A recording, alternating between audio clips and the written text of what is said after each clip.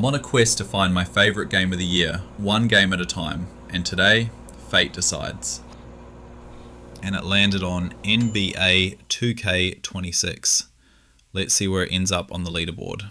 Okay, so the last time I played NBA was back on my PlayStation 2, I think it was Street Volume 3. So I know how much other game genres have improved over the last 20 years, so I was extremely eager to get stuck into this one. In saying that, I was a bit apprehensive if this was just going to be a standard sports game where they reskin it and update the year on the box, but I was actually pleasantly surprised.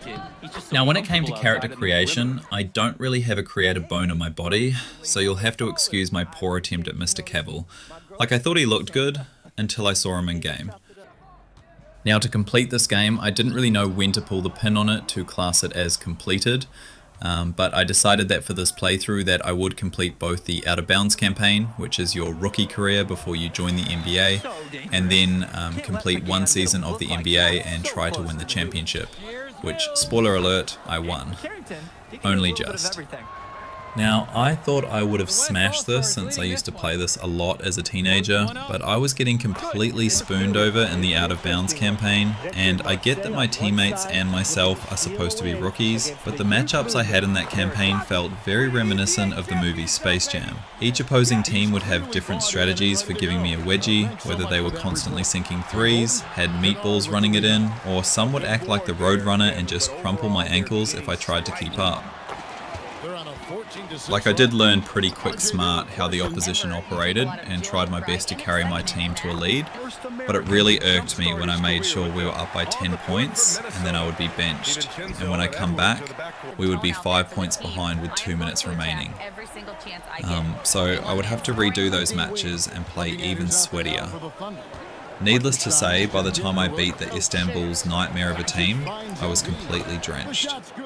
Now, I didn't really know which NBA team to join, as my knowledge is quite minimal on it, so I decided to go with the LA Lakers, as I know the team had Kobe, Shaquille and LeBron, and to be honest, once I got into a professional team it became far easier, and because I didn't play for that long, my player was just a bit too weak, so I just stuck with two different strategies, either set up for a clean three-pointer or full send to the hoop.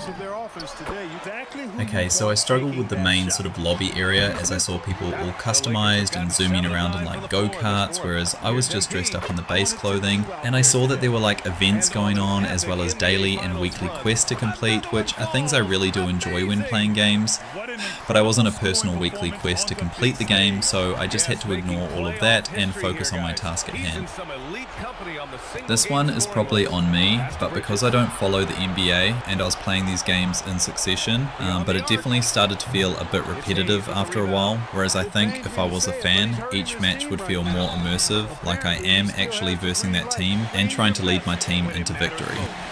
Also, because I was just trying to complete the game, I didn't have the points to put into my other stats, so I was just rinse and repeating the same moves to win, as if I tried something new that I had low stats on, I would lose possession and the opponents would take full advantage of and lessen our lead. And it also felt like when I was defending or blocking, they would just be able to run straight past or push right through me, whereas when I was running into them or even one of my own teammates, it was like we were Velcro and I couldn't get myself free in time. But maybe teenager me was just better than me at this game. Now, to be fair, sports simulator style games aren't really my forte, and to be honest, I think this is probably the best sports game I would play, but as far as ranking against every other game, I'm probably going to have to rate this one a 5.3 out of 10, meaning it's slightly above average. Its main saving grace is the fact that it's something I could see myself having a quick bash for 30 minutes after work before I start cooking dinner, and it will not be making the cut for favourite game of the year. Thanks for watching. I've got one question for you. Who is your nightmare matchup in NBA 2K26? Mine's Stephen Curry.